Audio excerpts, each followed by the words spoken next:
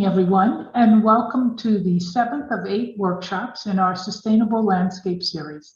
My name is Suzanne Barclay, and I'm the Executive Director here at Cornell Cooperative Extension of Rockland. And tonight, we're pleased to welcome Don Gabel, who will discuss native plants and their role in water conservation. Our series has focused on conservation in our backyards because here in Rockland, our issue is outdoor water use, especially during the summer when we often experience a drought. So normally we receive about 50 inches of rain per year, roughly 4 inches a month. However, for the past 12 months, we've received a whopping 67 inches. So does that mean we don't have to conserve this year? We're off the hook because of all this extra rain?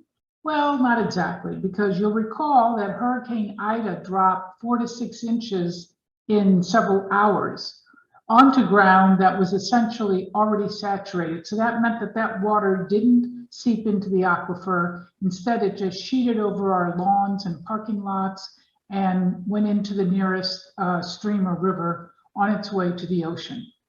So the bottom line is that it is still imperative that we conserve water, especially during the summer. And fortunately, water conservation is something that's easy for us. Each of us can do it. And it's one of the few environmental problems where we can each make a real and measurable difference.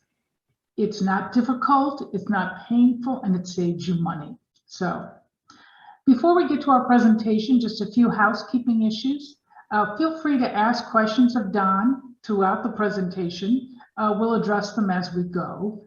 And then after Don's presentation, if you've been here before, you know that a brief survey will pop up on your screen and ask you to give us feedback.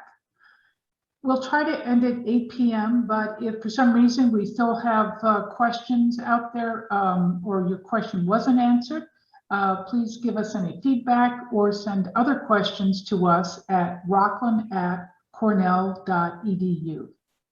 Finally, I want to thank tonight's funders. That's the New York State Department of Environmental Conservation, the Hudson River Estuary Program, and the New York State Water Resources Institute at Cornell. Also, Deirdre Heyman, who you saw earlier, our communications manager, is the person making all this happen. So, Don Gabel is a certified arborist and nurseryman, an instructor and director of plant health at the New York Botanical Garden. He's done extensive research and field work on the Asian longhorn beetle and conservation of hemlocks in the Hudson Valley. Welcome, Don. The screen is yours.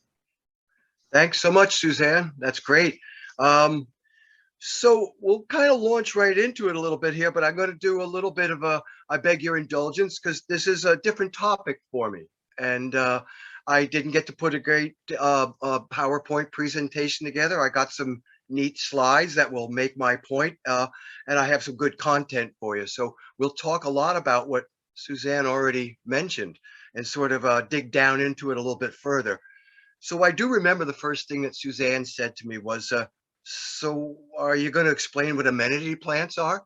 And I thought to myself, yep, I should do that, shouldn't I? And it was part of what I had in mind. So I'm going to go at it a little bit different ways, set the stage, so to speak, and I will be reading from my script, so I'll be looking down a little bit. But I wanted to sort of think about water use, and let's put it all in perspective, and let's go right back to slot 1, is what do we use water for when it comes to plants? And we call maybe group 1 agriculture. It's growing food, it's paper, it's lumber, it's things that we need and use every day, have a tangible, real value to them. Something we can put to and can't really do without those kinds of things. So that's really a major group in itself. And we expend water, we expend resources for those kind of things. That's not what we're talking about here. So we don't grow things. We're not an agricultural community anymore. So let's talk about what we do grow in terms of the plant world. And that's going to be these amenity plants. This is horticulture, arboriculture. Sort of plants for the landscape purposes. We're a very broad term for landscape, that sort of finished areas, if you will. They're not wild anymore. Plants grown for other purposes, such as just enjoyment. And then beyond that, think about what these other plants are going to do, because if there weren't plants, these are the only plants there, these amenity plants.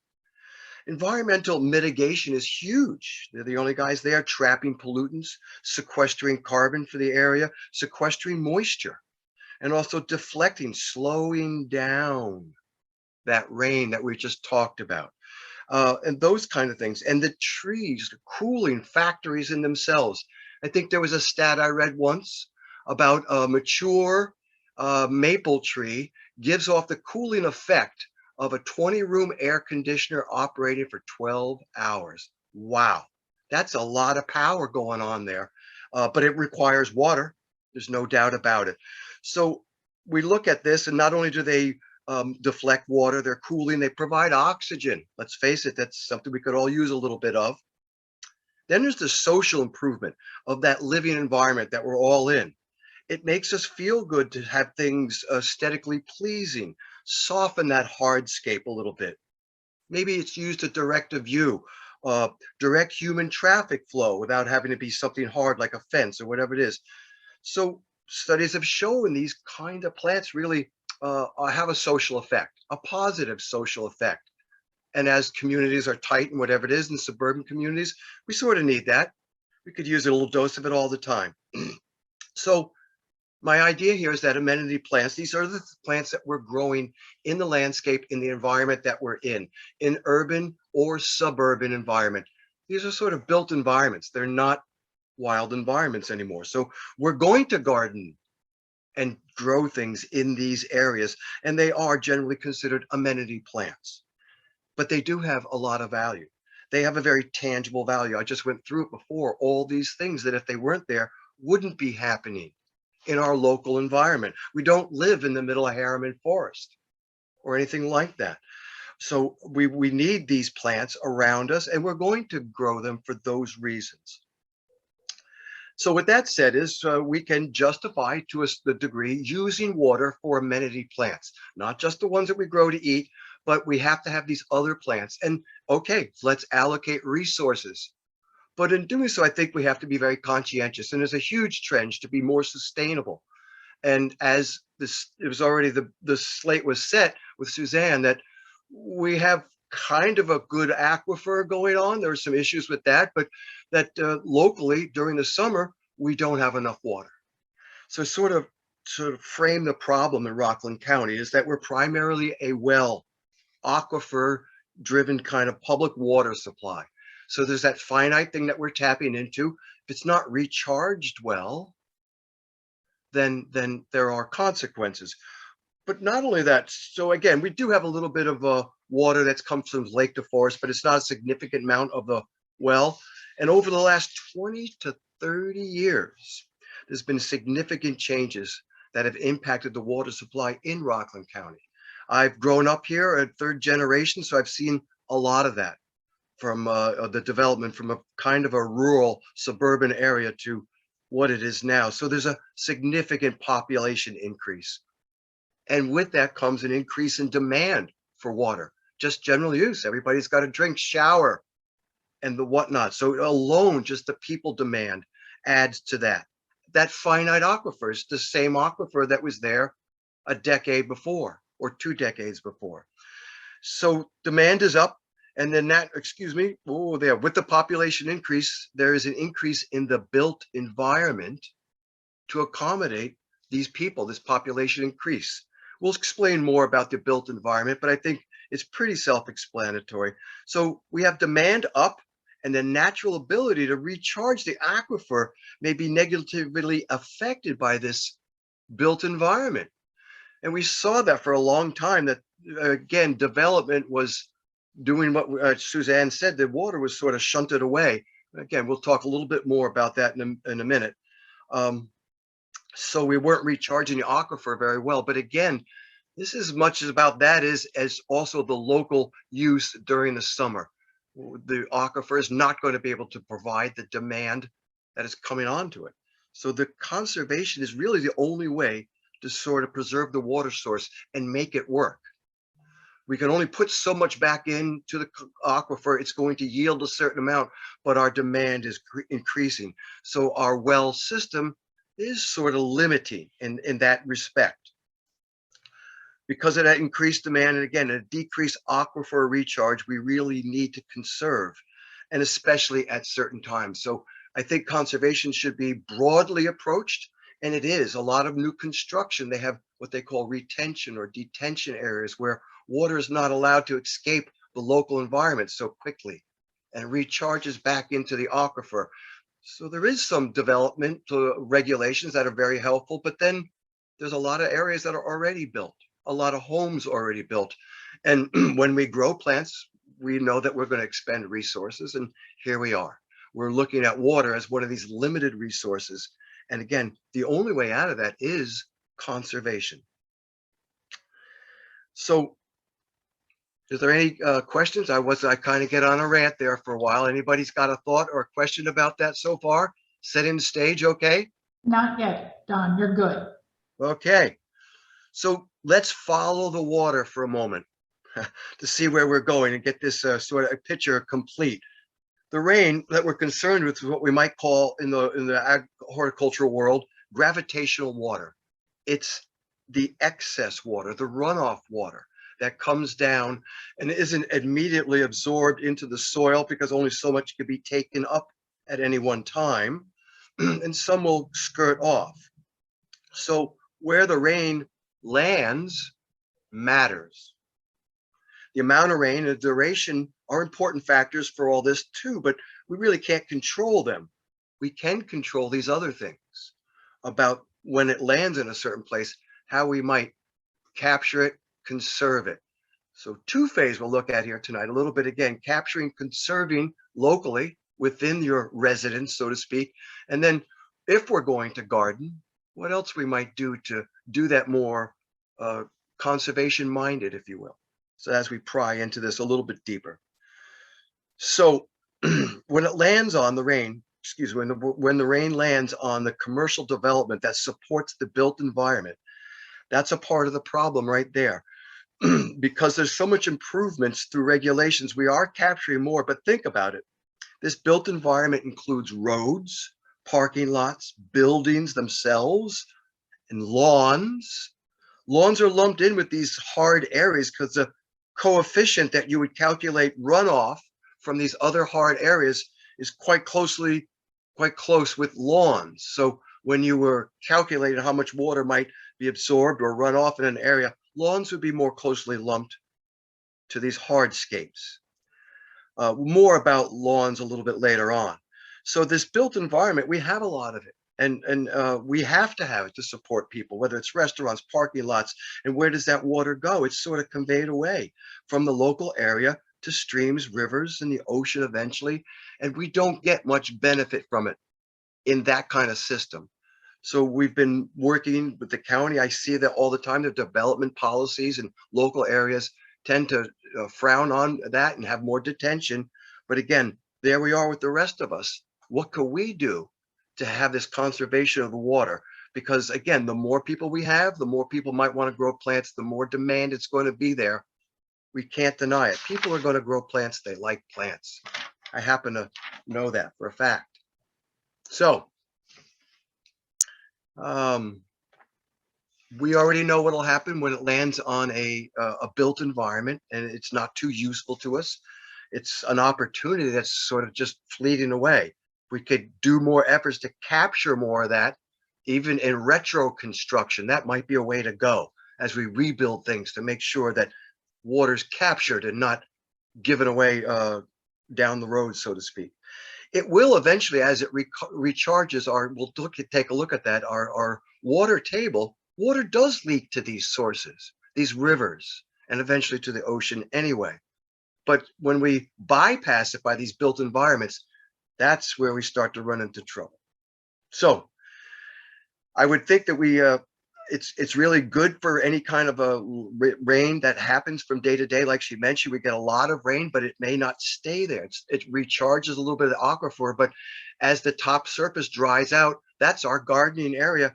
So that inch of rain that happened last week was great for last week, but it doesn't do so much for gardening and tree growing and the likes. Larger trees will take up and sequester water, as we mentioned before. So what we really need to do is educate and set examples for private property owners to learn how to conserve water while they're going to grow their amenity plants. So sort of don't fight it, just continue to go on. Let's see what else I got. Oh, I should have been advanced to this before. Here's my farm plants. So these are the ones that we need to grow. Sorry about that. I got a little wound up. And whether it's cabbage, corn, trees, or whatever, soybeans, we need it. And if it needs water, I'm voting that's where some of my water should go. And again, here's our idea of amenity plants. It might be as bucolic as this, but the idea is even a landscape like this serves a lot of purpose. It softens, it creates gardens. People are happy, pleasure, not a lot of terrible lot of lawn area, not a bad thing. And again, I mean, take a look at that. That makes you feel good no matter what. You could be angry, just go sit out underneath that tree for a little while. Things will be okay. And that's, again, we need that space, especially in an urban environment where there might not be a lot of that or it's in short supply.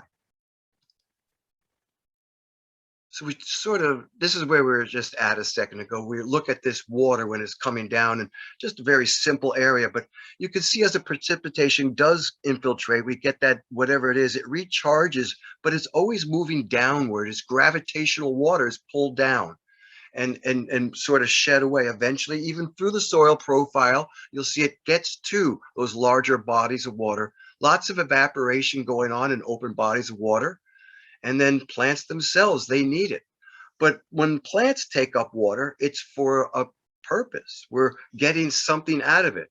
And not necessarily so when we just, again, convey water away or let it evaporate someplace. At least plants are growing and producing from it.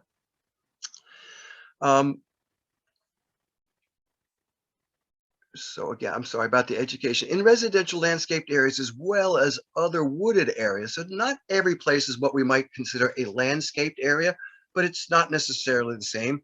Most of the lower Hudson Valley was stripped of trees 200 years ago, and we've sort of reforested in many places. So there are areas that are just open lots or wooded areas.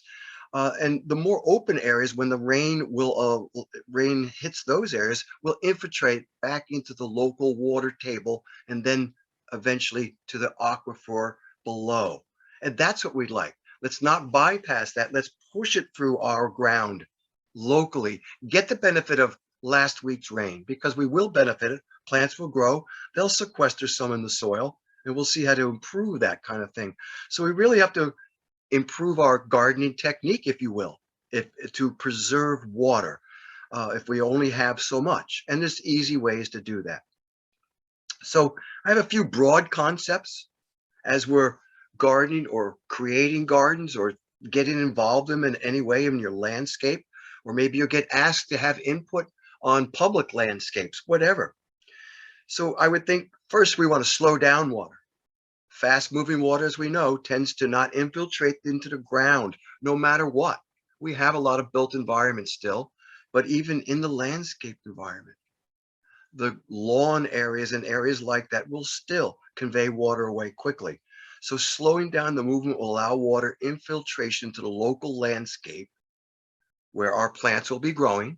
So we get a free water out of that one. And then we'll also supply direct water to the aquifer and areas below. To slow it down, you can do things like possibly when you're grading or having your property graded, it could be a little more gentle or not pitched so sharply one way or another to slow the movement of water down in these sort of lawn paved areas, if you will, to allow more infiltration. The slower it moves, the more likely it will to penetrate through lawns and other landscaped areas. We want to also capture water where we can. This is where we can use dry wells to direct water downward into your local landscape, and again, not move very far. If we'll show pictures of that. I think I've got a few of those. Let's see. Oh, let's backpedal and read this one together here. Conventional lawns and many ornamental exotic plants require exorbitant amounts of clean water to stay green. I pirated this, but I'm going to pick it apart a little bit. Choosing native plants that are adapt to regional rainfall and soil moisture conditions are a great way to conserve this precious resource. You can also conserve water in rain barrels. In suburban and urban areas, much of the water that hits the landscape washes away down storm drains. So sort of a reiteration, reducing your areas to favor densely planted garden beds minimizes runoff. So that's the concept, the built environment versus that landscaped environment, which will allow better absorption. And again, still not quite telling you how to conserve it in your gardening practices yet. I'm going to get there. But I think this is as important as anything else, that the more we can capture in that sense is going to be a lot more. And here's just an illustration of that. Look on the side. If that's what we have is some lawn and some wooded areas, or let's call that landscape to the far left, that we have a really high percentage of infiltration, and flip it over to our built environment. And let's face it, it doesn't all have to be quite paved like that. But if you have an area with a lot of lawns and roads and relatively small percentage of landscaping, that's not much different than the one to the right. Because I told you that runoff coefficient is not much different, if I get my little cursor, from the lawn area to the paved area. Look at all that lawn area. Ooh. That's a lot of area. And how is that all that much different to the one to the left? Except that we're on the right-hand side in that area, we can individually capture and conserve. We don't do that so much in the built environment because a lot of that built environment happened a long time ago. So let me go back to my idea of capturing dry wells, retention areas. They also call them detention areas, just to slow it down and let it still leak out into a nearby river or stream. We have rain gardens are kind of popular, where we might slow water down and let it infiltrate into a local environment. Those are sort of big and things that can be done easily in your own home area. Cisterns, where you collect downspout water. Sounds kind of crazy, but I got to say there's a couple of people that like to do it at NYBG and do some watering with that filtered sort of rainwater. Nothing wrong with that. So those are different ideas. So slow it down, capture it, and then comes to use it wisely. Very, very broad topic. We'll begin to dig down here. The use of native plants is what we talked about, but I wanted to be much broader than that, because let's face it, there's a lot of other plants offered out there. A lot of people grow a lot of plants, and there will be a lot of people that grow natives. And the more we encourage it, the more will happen. But everybody grows a wide range of plants. So I'd rather address what's actually happening. So we have native plants versus our non-native. I won't call them exotic like that little slide did. It's a bit much. We have a lot of plants that range in between something terribly exotic. If we're going to grow palm trees up here or something way out of line, that we'll call that exotic. But there's a lot of plants that are not native that are quite normal and used a lot. And again, that's reality. So those are okay as long as we conserve and do wisely, use the water wisely to grow them. They're amenity plants. Proper planting is huge. Things like very popular I see now in the landscape is people making a mound around the base of a tree or a planting area. So you have this raised sort of soil area that the contour of the water doesn't go up in there. It's sort of a potted plant on top of the grade. That requires a lot more moisture to establish. That's a poor planting practice. I see it all the time. Maybe people try and squeeze in, yeah, Mrs. Smith, I could plant a hedge there, and it winds up going through the root system of a Norway maple.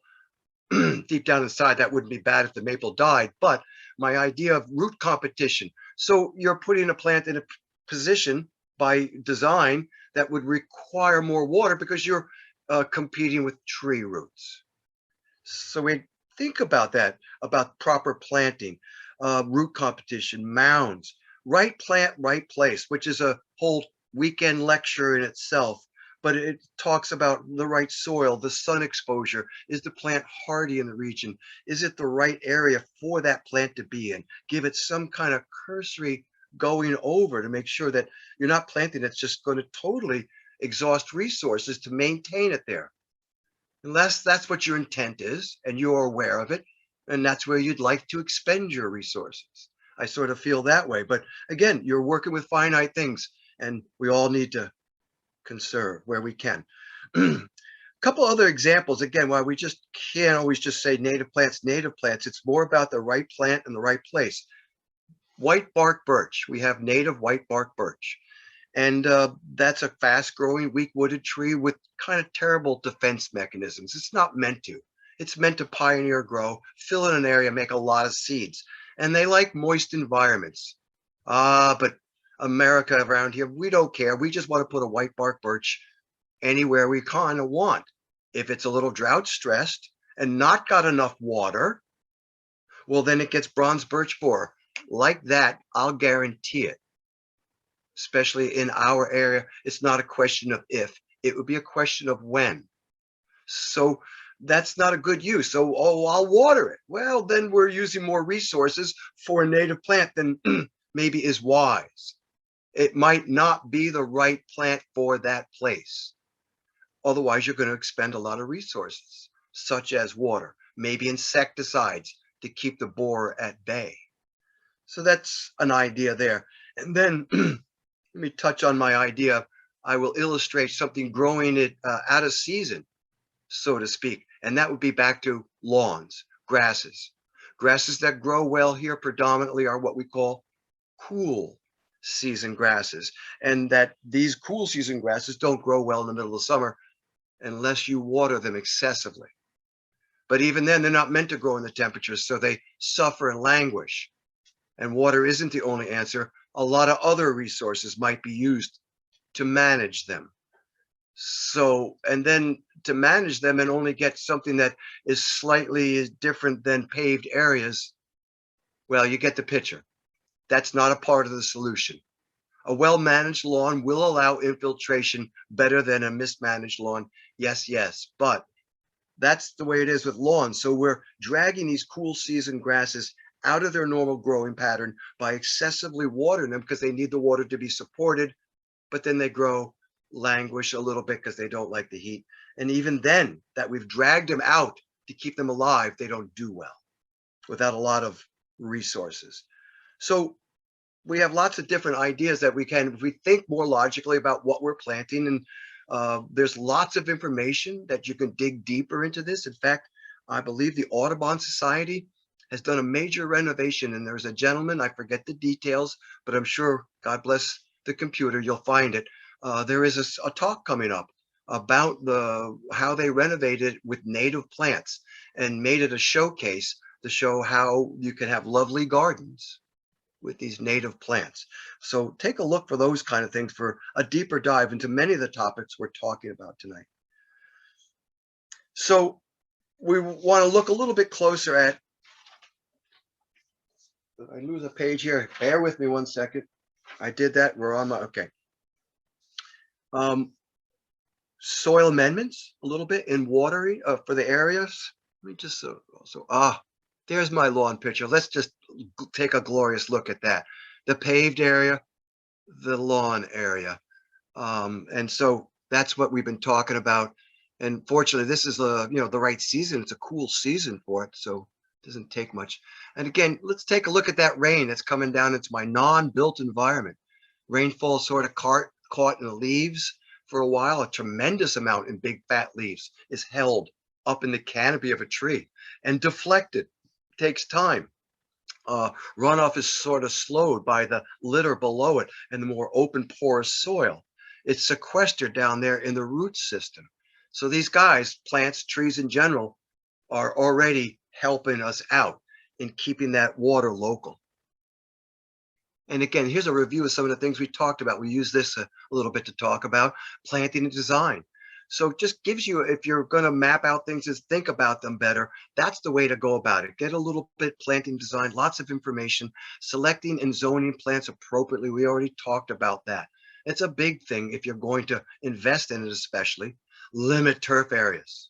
Okay, we understand that that by now. I've made my point. Improving the soil enables to better absorb water, which I was just about to talk about there.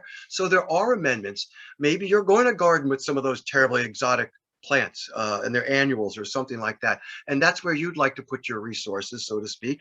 But you can conserve by using water gels. You mix them in with the soil, they hold water longer, the plants are attracted to them, they work quite well. So there are some directions that you want to follow to not overuse them, but that way you're going to sequester more of that water that might come naturally. That inch you got last week that might be able to last you 2 weeks if it wasn't sort of pulled away by gravity, well, you can hold it there. You could also use peat moss. You might use compost. Rockland soils and peat moss, I'll take that back. That's not a good thing to encourage. But composts are better with a clay soil. You have to be careful about holding too much water in our clay soils here in Rockland. But so those are ideas that we would encourage, sort of good gardening practices. I would also say don't depend on irrigation systems. They often don't work well. One setting doesn't work. If you're going to garden, if you're going to do that kind of thing and expend those resources, then water by hand. Stick your fingers in the pot, take a look like good gardeners do, and sort of take a look at that. I do outside consulting, happen to look at a place today, and it was all about the water. I have an irrigation system, but take a look. It's bone dry.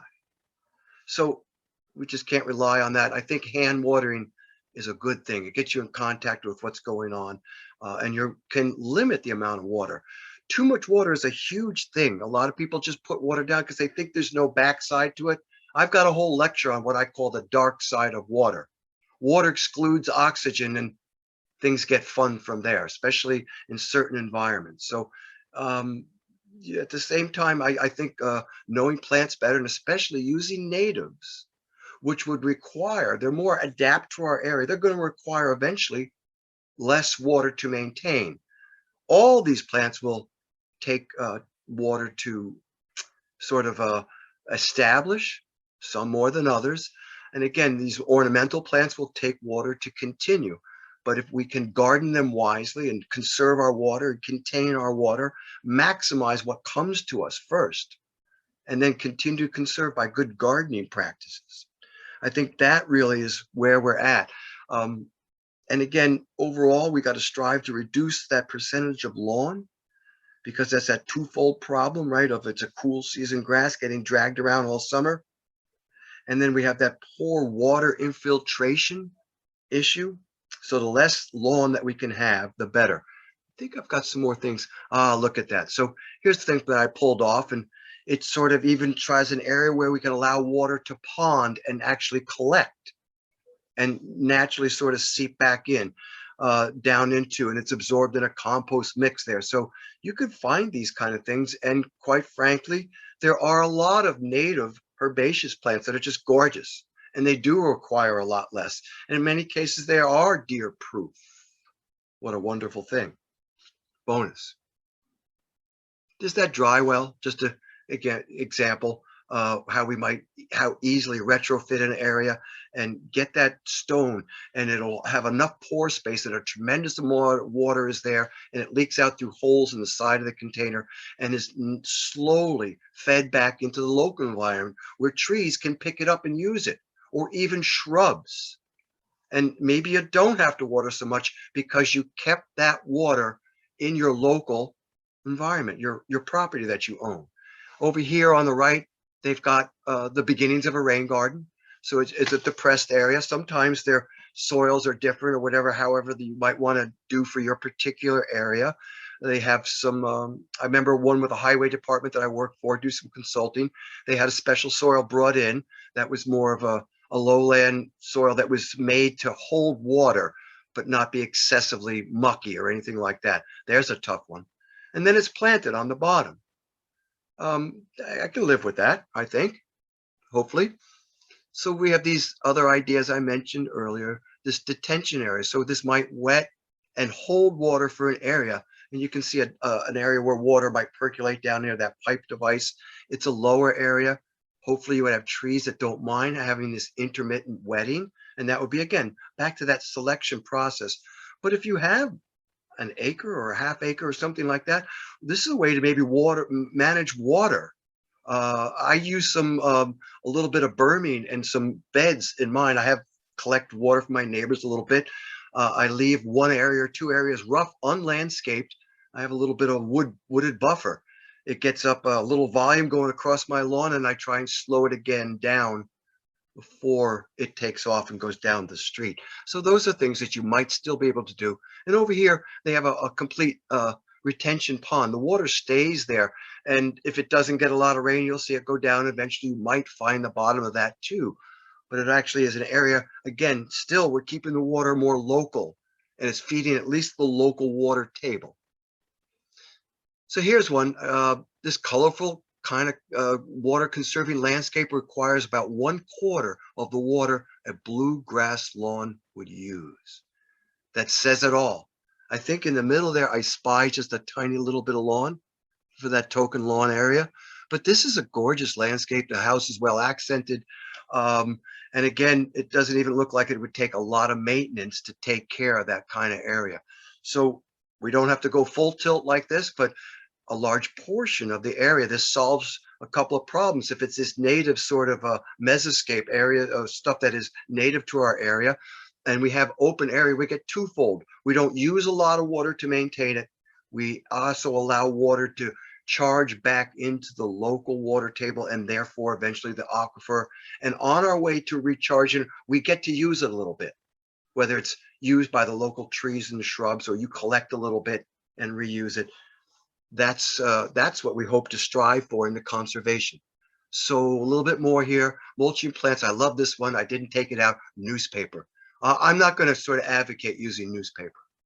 Leaves, if they're chopped up sometimes, that's great. I see some of these lawnmowers that mulch them up. That's actually great to mix in with a bark mulch. It sort of loosens it up. The bark mulches that are available are quite nasty. And again, another little workshop on maybe bark mulch management, where sometimes it needs to be taken away, stripped down, and cultivated almost. Or sometimes you can even use organic fertilizer to help break mulch down, but they contribute to these mounds, and it's not the way trees grow. So there's the wood chips, and the more composted, the better, I would say, with the mulches. They're going to retain more water, and that's what we want. Water your plants with a soaker hose. So we're not using it like overhead fans where we use a lot of water to evaporation. If we can direct it right down, cover it with mulch, that water is not going to have a large evaporation at all. It's going to go where we want it. Target that watering. A timing device, so you don't go off and maybe have an adult beverage later in the afternoon and forget to turn your water off. It may have happened once or twice. I'm not so sure. Some timing device needs to be employed there. When we have wastewater, sometimes a rain barrel or a cistern captures that one. You might refer to that as wasted water. But we also have gray water in some cases, not so much here. But I remember making many visits down to the Virgin Islands, and that gray water is everything. That's kept for every use outside at all if you're going to have it. So we got to think about that. We can't really divert our dishwashers and all those kinds of things. That's got to go in our area. But there are maybe areas that we could conserve or save water for reuse. I just wanted to say here, this is just one thing. I threw this out. A lot of gobbledygook here. I'll just abbreviate it. So when you go a little dry on a plant, it's not necessarily the end of the world if it's established. It will actually induce the plant to sort of change the way things are going and employ its own conservation. And so back to that, I could go a day or two with a talk about watering. I have a blog on it that you can find, I think, someplace on our website at NYBG. But yeah, there's a lot to this whole idea that we probably overwatered to begin with. And we should be more careful about that thing right there, and letting the plant get tough love a little bit there by going dry and letting it know that, hey, it's summertime and you don't get a lot of water around here at summertime. So this is the way it's going to be. And don't let it die necessarily, but allow it to sort of go conserve water itself, if you will. So with that, I think I can unshare and take questions. I'm not sure what time it even is. It wound up being. So, Don, we have about 20 minutes. Okay. Great. Do you have a question or two in the box? I don't see anything yet in the box, but I have a question. Okay. You said we should shy away from cool season grasses, including bluegrass turf. So what should we veer towards for those people who still want to have some lawn? Well, yeah. So this will take a moment. So I'm going to go to the ideas that the problem is that lawns are sort of been conveyed to us sort of since the 50s, since suburbia sort of emerged and lawns became more of a thing. That I call it the Scots bag mentality. I'm sure they wouldn't like me to say that, but it's the picture that we've been taught is what we think we want to grow as a lawn. And therein lies the problem, because that's a high maintenance, high sort of resource using kind of scenario. If we were to use possibly what they call warm season grasses, well, good. So for July and August, they'd be just peachy keen, maybe a little bit of September in the part of June. But then they look like a whatever, I won't say that. They don't look good the rest of the year. And so at the same, I'm not so sure that that's the answer in changing the species, but it illustrated the problem of a mismatch, that what we want to get and what we're using isn't going to work. So what I have to offer you is my kind of lawn, which is a mixture of vegetation, let's call it. So it might range from mosses to fescues, a little bit of bluegrass, some rye, some biennial weeds, some sweet woodruff, etc. I probably could have a whole botany lesson in a larger portion of my lawn. I marginally fertilize it. Only when I'm thoroughly ashamed do I do any little bit of weed killer, and it would be mostly dandelions because I don't particularly like them myself. Other than that, I mow it high, and I do things to conserve water. If you mow your lawn higher, things like that. So I don't know that changing the species is the answer. It's the lawn itself is the problem. So figure out a way to either accept the non-Scots bag look. If you've got a lot of young kids and you're going to play football in your side yard, you need a better turf. You might tear up the kind of lawn that I have a little bit. My kids are gone. My lawn used to be a little bit better, but I've allowed it to go this way. I do believe there is a trend all the way back up in Cornell someplace to talk about this at least, and to say that this is an option, that in certain cases, maybe you don't need it. I have trees all over my property. I got neighbors that cut their trees down because they said, those leaves, Don. And I assured them it was okay because I had plenty for me and them. So my lawn is struggles anyway because of the lack of light and competing and things, and I love it that way, except I curse a little bit the last 2 weeks raking hickory nuts. By the way, sorry to share that with you, but there's a pile out there waiting for me. If I wasn't doing that, I've been raking hickory nuts in the dark lately. Anyway, but I love my trees, and I allow them to be branched as low as possible because they abate sound. I am on a road that has a little bit of traffic now and again, and I don't see them so much, and I don't hear them so much because I allow my trees. I can't get that out of a lawn. No way. So that might answer some of the question. Yeah, so let's pursue that a little further. Say you want to get rid of lawn. What are some of the easiest to grow, hopefully native ground covers that people should consider? And how do you go about that? Do you start with a small patch and then gradually increase, or what would you suggest? Well, you could go about it sort of the benign way and just allow it sort of to revert and allow it to run its course. The fine fescues will do just fine in a shaded area with low water. So they'll seek out and grow where they can.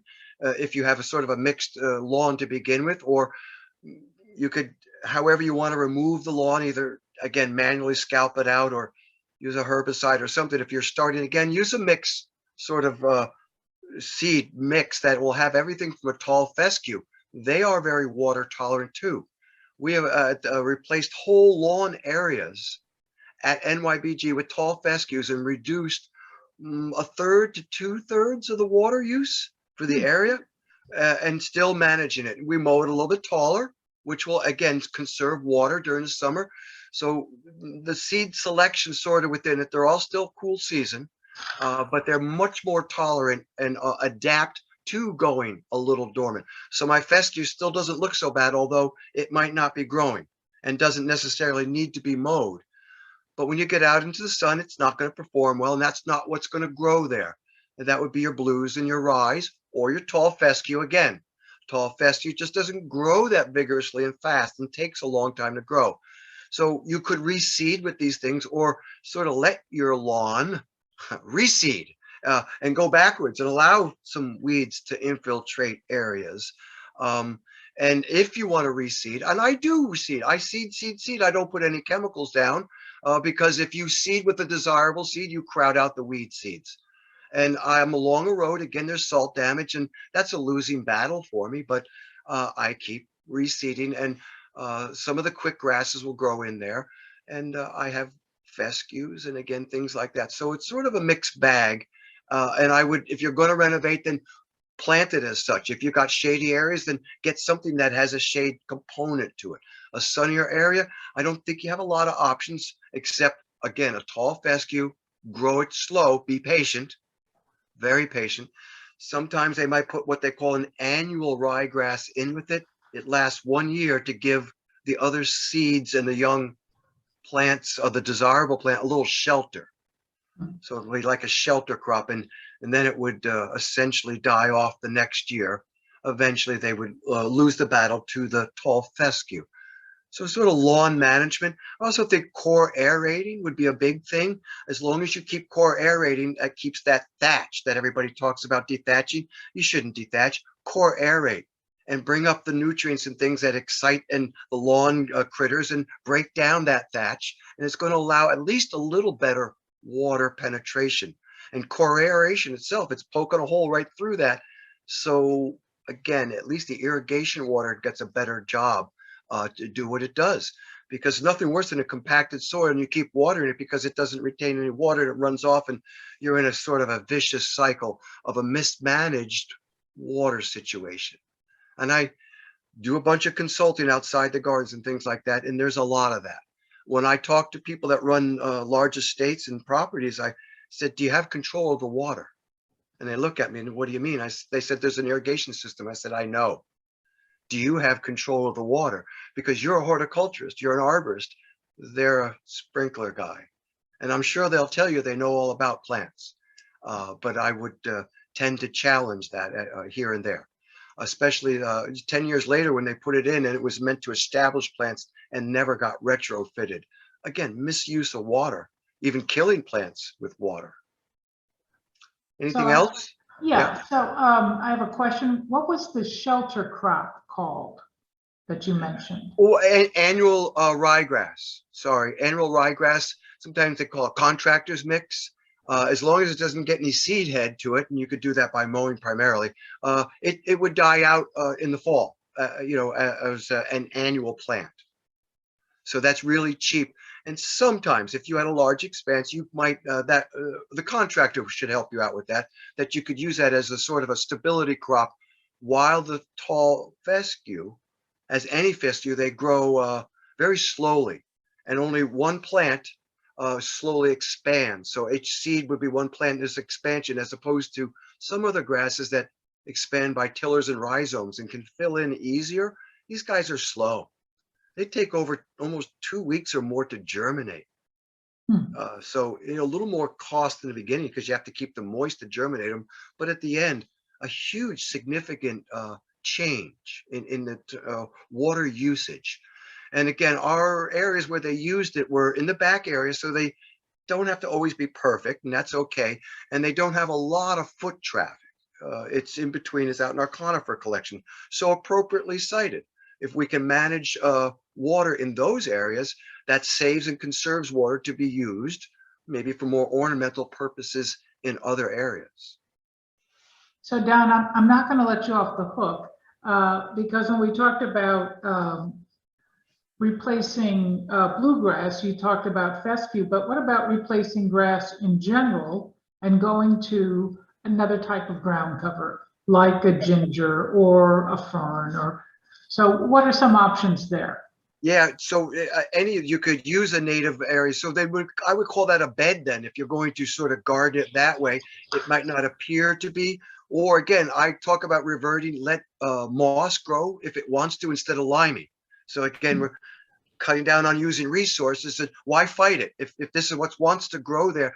So I'm big on that, and selecting other grasses to retrofit it. But so yeah, you could use traditional ground covers or anything like that, but ginger, ferns to keep it a little more loose. And I think importantly is what you do in between them. Again, they're not going to, those kinds of plants are going to want not your typical sort of hardwood mulch. They're going to want to be gardened a little bit more, allow the leaves to stay there and sort of rot and as they normally would. So it's a little bit different management. But in doing so, that soil is so open and loose that when water penetrates it, it goes down and services the plants it's at right there. And also, again, we're going to get a little benefit because that soil's going down through our area, so to speak, instead of running off down the street and we don't get any benefit from it.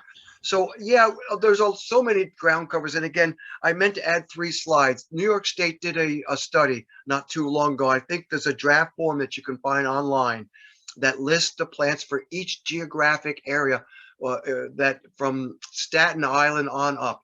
And the Rockland County is covered by a couple of areas. So coastal in one of them, and upland and lowland forested areas and open areas. So quite interesting. We have a huge palette of plants that we could use that are native on this list. And I sorry again, I didn't get to get that copied and onto the PowerPoint, but these things are available out there. So the palette again could be anything from a low ground cover. If you're not going to use the area, then right, maybe some ferns or something with a little height would be appropriate for the area. So I think it's more of a use. If you think you still want to have a lawn look, well then, like I said, let it revert to where it wants to go a little bit. Add the appropriate seeds for the appropriate areas and just let it go.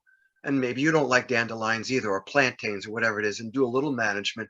But after that, here's another idea. I had a lot of lawn when I first bought my house, and I had just gone to some seminars with Dr. Shigo, and he was preaching about how these areas, this very thing I was talking about, was not designed in, and that someone needed to just leave a big old dead tree in their landscape and just let that go, because that was a huge fertilizer tablet.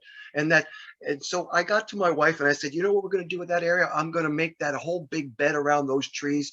We're going to drop that tree and I'm going to leave it, and we're going to call that the Indian camp. So for years, that's what my kid grew up with. And that tree indeed did rot into the ground.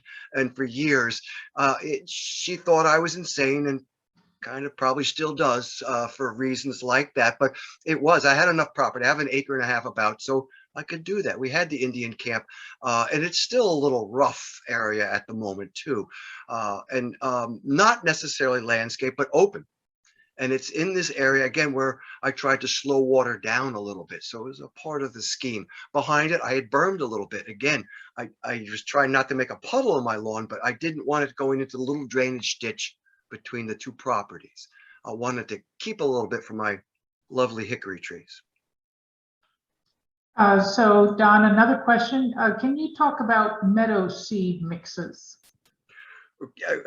So meadow seed mix, again, you'd have to get it blended for shade or sun.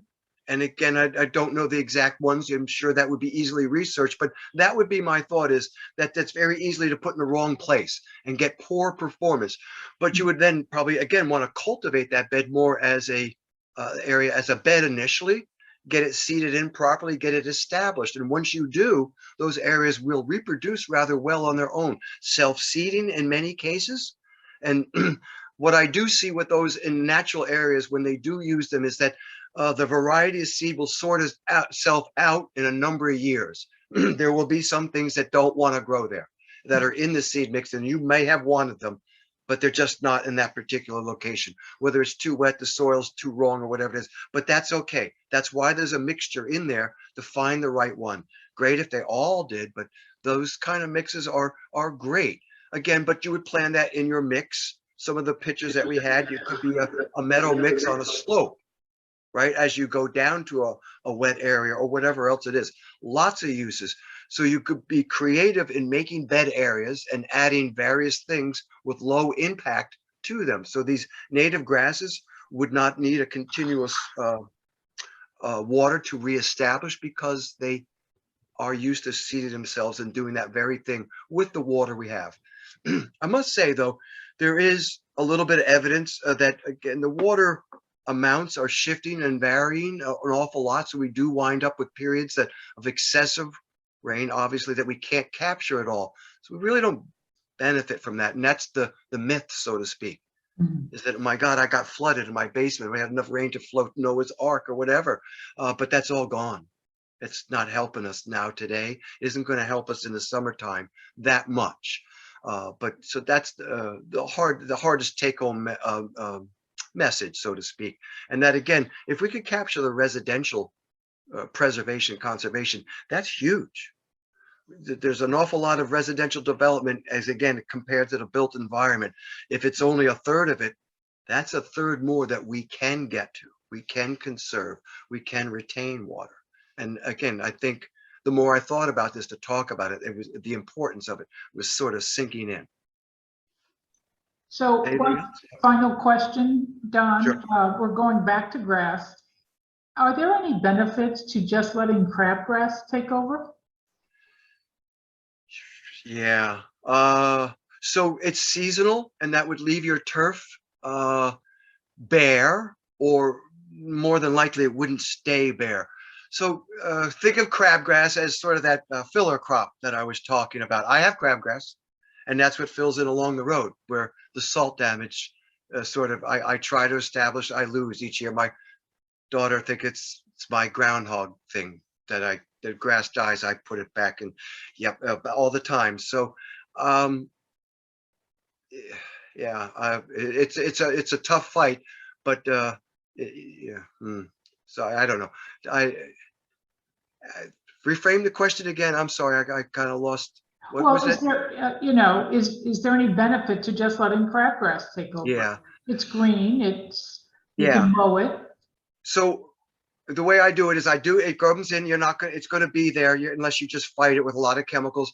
But on the backside, when it goes down, you sometimes have a month or so, you might be able to seed desirable seed. The cool season grass will still germinate. So I would recommend that, yeah, allow it to be there. Don't be afraid of it. If it's in this retro lawn that I'm talking about, and it's in my lawn in bad areas and fills in other areas, and I hate it so much, but it's necessary. Otherwise, I have a bare spot. And then during the winter, it would be bare if you don't have something else to fill in that area. So that would be the downside of just allowing crabgrass to sort of unilaterally take over. So you wouldn't want that. But I think that other things wouldn't allow that. There will be other opportunists that would be in there with the crabgrass. And again, you would have all the way until next May to grow a little bit of bluegrass. And again, if I could get a good crop, 2 or 3 seedings in, some in the fall, some in the spring, before I get to the end of May, when crabgrass gets started, well, then I could maybe crowd out 20 or 30% of the crabgrass with a more desirable grass and slowly edge it out. So I don't know that you need to use herbicides necessarily. You could do that. And then again, if you've selected a more tolerant, not that crabgrass isn't tolerant of drought and dryness, but then you're not replacing it with something with a large demand by using a fescue of some sort, a fine fescue or a tall fescue. So you could make that transition. Any other thoughts or questions? I don't see any now. Okay. So, Don, I want to thank you so much for sharing your incredible experience and wisdom with us, and giving us all sorts of ideas on how to conserve water further in the landscape. Thank you so much. Yeah, and I appreciate it. It was a good time, and like I said, we'll have to do this again one time. Okay. I'm sure we Thanks will. so much. Hope you all enjoyed. Thank you, Don. And we will have one last workshop, and that will be on December 16th. And I'll be presenting an overview of water conservation in the county. Again, that will be at 7 o'clock. It will be free, but we'll ask you to register, and we'll be sending out an announcement soon. So thank you all for coming tonight. As soon as I say goodnight, Deirdre assures me that a link to our survey will pop up, so we'd appreciate your feedback. And Yes, once again, it's going to pop up at the end, and it will also be in the follow-up email that you guys should all receive as well. Okay. thank you all. Have a good evening. Thank you.